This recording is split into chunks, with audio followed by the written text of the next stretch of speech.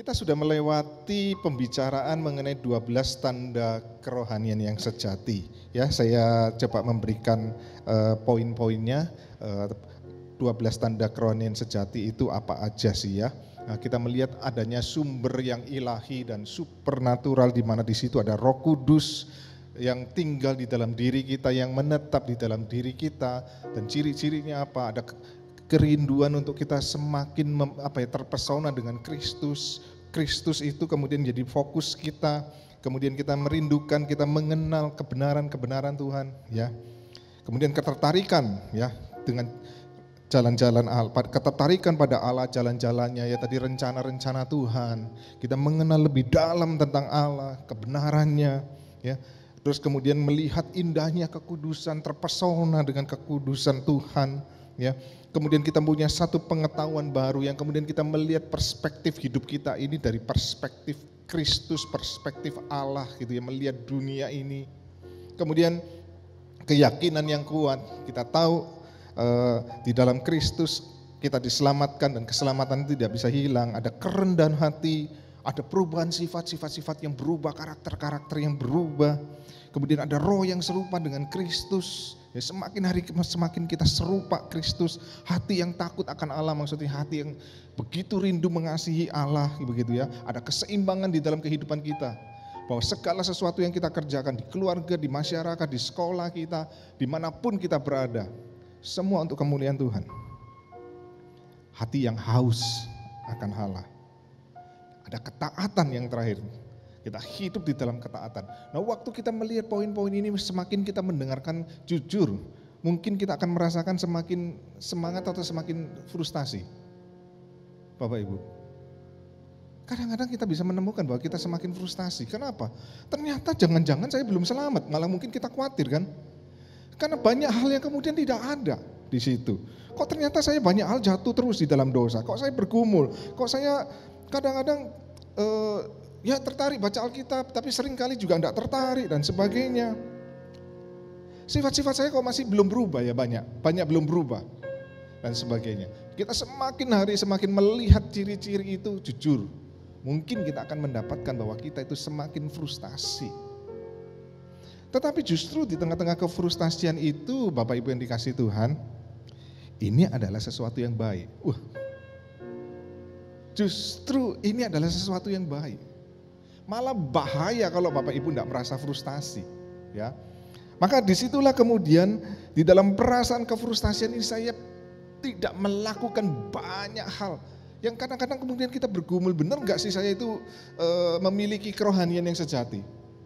Tapi disitulah kemudian di dalam kesadaran itulah menjadi hal yang seharusnya ada, ya.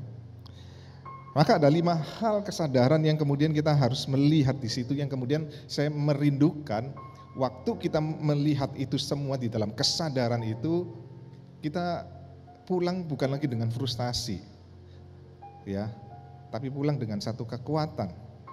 Kita berjalan bersama Tuhan. Yang pertama adalah justru di dalam kesadaran bahwa saya belum taat, saya belum serupa dengan Kristus, saya belum banyak berubah sifat-sifat saya, dan sebagainya itu menyadarkan kita satu hal, yaitu apa? Bahwa saya adalah manusia yang berdosa. Kesadaran ini begitu penting sekali, ya. Paulus ngomong sampai di dalam pasal 7 ayat 18a. Ini Paulus ngomong waktu dia sudah bertobat. Sebab aku tahu di dalam aku, ini Paulus sudah bertobat loh ya. Yaitu di dalam aku sebagai manusia tidak ada sesuatu yang baik. Paulus seorang rasul yang sudah percaya Tuhan, tapi dia kemudian mengakui di dalam aku sebagai manusia tidak ada sesuatu yang baik. Paulus sadarkan keberdosaan dirinya. Dan justru kesadaran akan keberdosaan ini menjadi satu dasar yang penting di dalam kerohanian kita. Sebab bahaya terbesar dalam kerohanian kita adalah apa? Kita merasa diri kita tidak berdosa. Berapa banyak orang merasa dirinya baik-baik saja. It's okay, saya baik, saya taat, dan saya sebagainya, saya oke di hadapan Tuhan. Maka waktu kita merasa itu, justru mungkin kita sedang tidak mengalami pertumbuhan kerohanian. Karena pertumbuhan kerohanian selalu disadarkan bahwa saya manusia yang berdosa. Ini prinsip yang penting, ya. Jadi memang kita banyak hal belum menjadi serupa Kristus. Banyak hal dari diri kita yang kemudian kita lakukan itu tidak sempurna, kemudian banyak gagal. Dan itu adalah hal yang wajar. Bukan berbuat dosa itu sebagai sesuatu yang wajar, tetapi sebagai manusia yang berdosa, kita masih hidup di dalam dosa. Yang Paulus pun bergumul dengan hal itu. Kalau merasa diri kita tidak berdosa, engkau bukan semakin bertumbuh, sedang menuju apa? Menuju penurunan degradasi kerohanian kita. Ya, selalu sadar bahwa saya orang berdosa, ya. Kemudian hal yang kedua, kita justru disadarkan, yaitu apa? Kita untuk tidak menjadi perfeksionis. Banyak orang merasa dirinya mau menjadi sempurna, dan ketika merasa dirinya sempurna, kita apa? Kita menjadi orang-orang seperti orang Farisi. Orang Farisi itu merasa dirinya apa? Sempurna, saya sudah melakukan. Paulus pun kalau kita baca dalam Filipi pasal yang ketiga ya, maka kita menemukan bagaimana dia itu begitu mentaati, begitu luar biasa sampai dia berani berkata, saya mentaati peraturan-peraturan itu begitu sempurna. Tetapi ternyata peraturan-peraturan yang sempurna itu tidak sempurna. Karena apa? Kemudian Paulus juga menuliskan tentang dirinya, sebab apa yang aku perbuat aku tidak tahu. Karena bukan apa yang aku kehendaki yang aku perbuat, tetapi apa yang aku benci itulah yang aku perbuat. Mungkin dari luar engkau bisa dilihat begitu baik, begitu sempurna, begitu manis, tetapi sebenarnya di dalam penuh kebobrokan. Dan Paulus menyadari itu. Maka ini menjadi satu kunci penting, bahwa engkau bukan orang sempurna. Kapan kita sempurna? Bapak Ibu, kapan kita sempurna? Nanti setelah kita meninggalkan dunia ini. Ya, kita ketemu Tuhan. Atau nanti waktu Tuhan Yesus datang kedua kali, kita diberikan tubuh kemuliaan, itu sempurna. Tapi selama kita masih hidup di dalam tubuh ya yang lama ini, kita tidak pernah sempurna. Maka ini harus membawa kepada kita satu hati yang apa? Melihat orang lain, bukan melihat dengan kacamata menghakimi. Karena sering kali kemudian justru yang terjadi adalah kita merasa diri kita adalah orang yang sempurna, dan saya berhak menghakimi orang lain. Dan ini yang sering kali terjadi di dalam gereja. Merasa bahwa gereja ini adalah kumpulan para malaikat. Tapi enggak. Maka kita harus sadari bahwa gereja bukan untuk orang sempurna. Yesus mati bukan untuk orang sempurna, tetapi untuk siapa? Untuk orang berdosa. Dan kalau kita masih dalam kacamata kita melihat orang lain, ini kamu nggak baik, itu nggak baik, itu baik, itu nggak baik, maaf, sorry. Ya, sangat mungkin kita ini menjadi orang-orang Farisi. Justru kesadaran bahwa saya memang tidak sempurna itu membawa saya apa? Belajar dengan rendah hati, ya, menerima orang lain. Nah, seringkali kita nggak bisa menerima orang lain dan kemudian kita berjalan apa? Penuh dengan penghakiman. Justru kemudian orang masuk dalam gereja, penuh dengan semakin masuk di dalam gereja, penuh dengan semakin kepahitan demi kepahitan. Karena apa? Terus dihakimi dan dihakimi. Maka kemudian di dalam gereja seringkali terjadi gosip ngomong apa? Karena sikap hati ini merasa saya sempurna dan saya paling sempurna.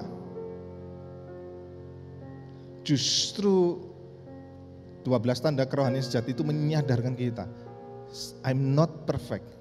Saya bukan orang sempurna. Ya. Kalau kita merasa diri kita sudah sempurna, kita sedang justru dalam bahaya.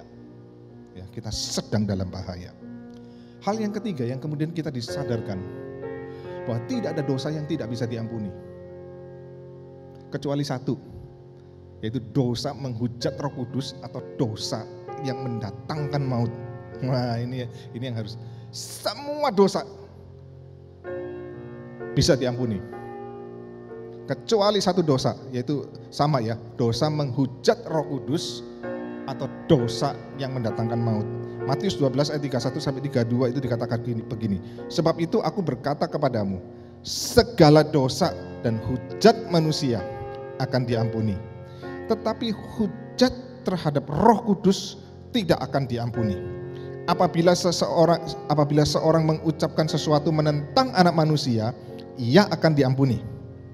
Tetapi jika ia menentang Roh Kudus, ia tidak akan diampuni. Di dunia ini tidak, dan di dunia yang akan datang pun tidak. Nanti di dalam surat 1 Yohanes pasal 5 ayat 16-17 itu berbicara ada dosa yang tidak mendatangkan maut dan ada yang dosa yang mendatangkan maut. Apa yang maksud dengan dosa menghujat Roh Kudus atau dosa yang mendatangkan maut? Apa? Maka kalau kita ngerti konteks ini, maka kemudian di sini konteksnya berbicara kepada orang-orang Farisi yang menolak mujizat yang dilakukan Yesus, sehingga apa? Mereka ngomong ini kuasa Yesus dari Beelzebub, kuasa daripada setan. Maka Yesus ngomong apa? Kalau kamu menghujat anak manusia, dosamu diampuni. Kenapa kok Tuhan Yesus ngomong menghujat atau menolak anak manusia, dosamu diampuni?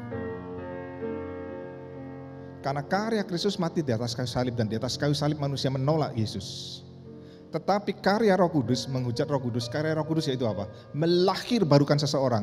Supaya apa? Ketika seseorang dilahirbarukan, diinsafkan akan dosanya. Dan di situ kemudian Roh Kudus bekerja supaya kita melihat bahwa hanya satu-satunya di dalam Yesus Kristus itu ada keselamatan. Dan ketika kita menolak karya Roh Kudus yang membawa kita untuk percaya kepada Yesus, sebenarnya ya sudah, kalau kita tidak percaya Yesus apa artinya? Engkau tidak dapat keselamatan. Karena keselamatan itu terjadi waktu kita percaya kepada Yesus Kristus. Unik ya. Maka di situ dosa yang mendatangkan maut juga bicara yang sama, yaitu menolak kepada Kristus, menolak untuk percaya sampai kapan? Sampai matinya menolak percaya Yesus. Sampai mati. Ya, sampai menghembuskan nafas yang terakhir, tidak mau percaya Tuhan Yesus. Itu dosa menghujat Roh Kudus dan dosa apa? Mendatangkan maut. Maka Bapak Ibu, di luar itu dosamu bisa diampuni, kecuali engkau gak mau minta ampun dan engkau merasa oke dengan dosa-dosamu. Ya, tetapi itu pun di dalam iman kepada Kristus, Tuhan akan bekerja di dalam hidup kita, yang terus akan menyadarkan kita. Roh Kudus yang akan bekerja menyadarkan kita akan dosa-dosa kita. Jadi apa? Di dalam Kristus ada pengampunan. Ini konteksnya di situ. Kecuali kita tidak mau percaya kepada Yesus Kristus, ya memang tidak ada pengampunan. Selama kita mau hidup percaya kepada Kristus, ada pengampunan di situ. Ya. Tidak ada dosa yang terlalu besar untuk Tuhan tidak bisa ampuni. Maka ini ada satu hal yang mendorong kita untuk apa? Kita berani datang ke hadapan Tuhan, mengakui dosa-dosa kita, minta ampun kepada Tuhan Yesus. Karena Tuhan tidak pernah tolak kita. Kecuali memang kita tidak mau percaya kepada Tuhan Yesus sampai akhir hayat kita. Maka kita melihat itu, ya, justru satu hal yang indah. Di dalam pergumulan-pergumulan kita untuk berjalan di dalam kerohanian yang sejati itu, kemudian kadang-kadang kita justru mengalami penderitaan-penderitaan di dalam kehidupan kita. Tetapi ingat, penderitaan itu bukan menunjukkan bahwa kita tidak percaya Tuhan. Banyak konsep-konsep keliru, ajaran keliru yang terus ditanamkan kalau kamu hidupmu tidak lancar, hidupmu tidak sukses, itu seakan-akan kita itu tidak percaya, tidak beriman sama Tuhan. Itu konsep yang ngaco, tapi Alkitab dengan jelas sekali. Ya, justru orang-orang percaya yang menderita, orang-orang yang menderita di dalam Alkitab dicatat itu banyak sekali yang imannya begitu luar biasa. Contohnya siapa? Ayub, ya. Ayub itu begitu indah ngomong apa? Dengan telanjang aku keluar dari kandungan ibuku, dengan telanjang juga aku akan kembali ke dalamnya. Tuhan yang memberi, Tuhan yang mengambil. Terpujilah nama Tuhan. Terpujilah nama Tuhan. Justru di dalam penderitaan dia bisa memuji Tuhan. Apakah kita berani ngomong Ayub tidak percaya, tidak beriman kepada Tuhan? Segala penderitaan-penderitaan yang sedang kita lalui saat ini bukan sebagai hukuman. Mungkin Tuhan juga dalam konteks tertentu Tuhan bisa mendisiplin, tapi bukan hukuman yang kemudian menghancurkan kita, bukan. Tidak pernah Tuhan itu memberi hukuman untuk menghancurkan kita. Disiplin Tuhan, saya lebih senang disiplin bukan hukuman ya. Disiplin itu justru untuk membentuk hidup kita semakin indah dan semakin indah. Penderitaan bukan menunjukkan bahwa Tuhan menolak engkau, enggak. Ya. Justru di dalam penderitaan Tuhan sedang menemani kita. Waktu Ayub berteriak-teriak, Tuhan kapan, terus kenapa kok aku ngalami begini ya? Tuhan tidak jawab. Kalau Tuhan tidak jawab, Tuhan diam, itu bukan berarti Tuhan apa? Tuhan tinggalkan, enggak. Tapi Tuhan sedang mendengar. Kapan kita mendengar seseorang? Waktu kita diam. Ya, duduk berdiam diri dan mendengar dengan seksama kita itu diam. Ya. Kalau Tuhan diam itu menunjukkan apa? Dia sedang seksama mendengarkan kita. Maka disitulah kemudian kita melihat, ya, jangan terjebak dengan satu konsep. Oh, hidupku ini lagi penuh penderitaan, kesusahan, seakan-akan kemudian aku dibuang sama Tuhan. Tuhan tidak pernah buang, ya, tidak pernah buang. Justru ini ada sebuah penghiburan kita, ya. Tetapi kemudian juga kita harus belajar satu hal yang penting di dalam segala kelemahan-kelemahan kita. Tuhan izinkan itu dan Tuhan sabar dengan kelemahan-kelemahan kita. Justru untuk membentuk kita menjadi orang yang rendah hati. Ya. Justru membentuk kita menjadi orang yang rendah hati. Proses hidup disitulah yang kemudian Tuhan mau adalah apa? Di dalam kesadaran saya orang rapuh, orang yang gak sempurna, orang yang lemah, ya, itu justru mengajarkan, iya saya belajar, saya tidak lebih baik dari orang lain, saya nggak lebih hebat dari orang lain. Justru mengajarkan kita semakin hari semakin rendah hati. Justru itu sesuatu yang indah. Paulus pun sampai ngomong begini loh, ya. Kristus Yesus datang ke dunia untuk menyelamatkan orang berdosa, dan di antara mereka akulah yang paling berdosa. Bapak Ibu yang dikasihi Tuhan, Paulus yang sudah sedemikian luar biasa melayani Tuhan, di dalam masa akhir hidupnya dia sudah mencapai pencapaian yang begitu besar, dipakai oleh Tuhan begitu besar. Tetapi surat Timotius yang ditulis menjelang akhir hidupnya, dia tetap nulis apa? Di antara orang berdosa, akulah yang paling berdosa.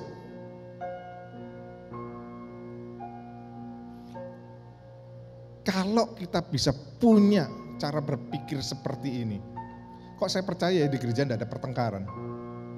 Tidak merasa saya lebih baik dari orang lain, saya bisa menghakimi orang lain, saya bisa nembak orang lain.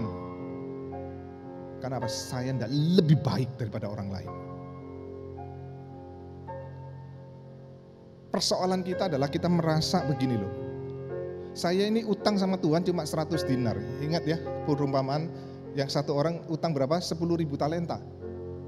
Satu talenta itu 6.000 dinar. Biaya hidup 1 dinar untuk biaya hidup 1 hari. Kalau 10.000 talenta itu berarti berapa? 60.000 hari. Itu hitung sendiri, utang kita nggak mungkin bisa dibayar. Sebuah kerajaan pun, Raja Herodes itu cuma mampu 1 tahun cuma menghasilkan 4 talenta.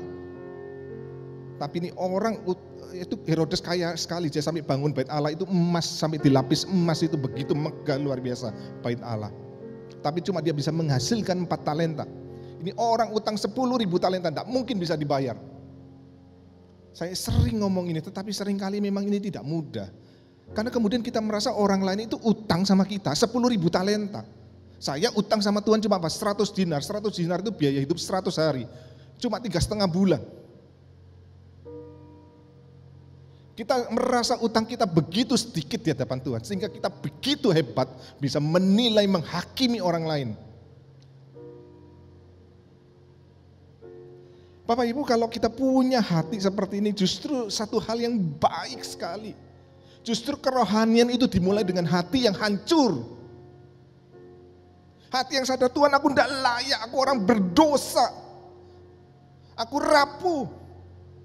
Dan kadang-kadang gak mudah memang untuk menunjukkan kerapuhan. Kadang-kadang saya khotbah bicara kelemahan-kelemahan saya, kelemahan kelemahan keluarga saya. Kemudian orang belum tentu bisa menerima, saya tahu itu. Kenapa? Kok pendeta kok begitu? Betul nggak? Dan kita begitu takut gitu loh. Saya harus menampakkan diri yang paling baik, yang paling sempurna. Justru ketika seperti itu, kita sedang dalam bahaya kerohanian kita. Tuhan selalu ngomong, yang ku kehendaki ialah apa? Bukan begitu banyaknya persembahan-persembahan. Yang ku kehendaki ialah hati yang hancur. Inilah kesimpulan dari bicara tentang kerohanian itu loh, 12 tanda.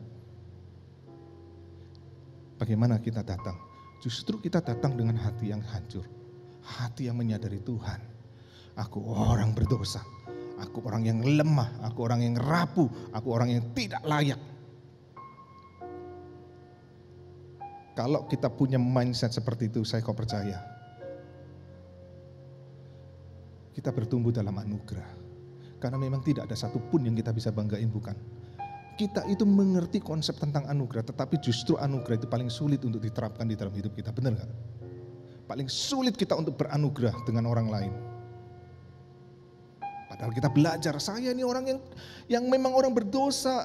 Kita tahu saya orang berdosa, saya diampuni karena anugerah, tidak ada satupun kebaikan saya. Tetapi ternyata realitanya di dalam perjalanan hidup kita tetap merasa diri kita lebih baik.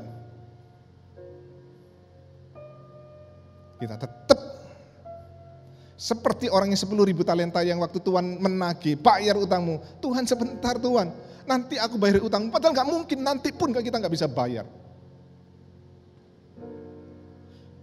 Kerohanian yang sejati selalu kembali. Kesimpulannya apa? Datang dengan hati yang hancur. Di hadapan Tuhan, dengan satu kesadaran. Tuhan, aku orang berdosa.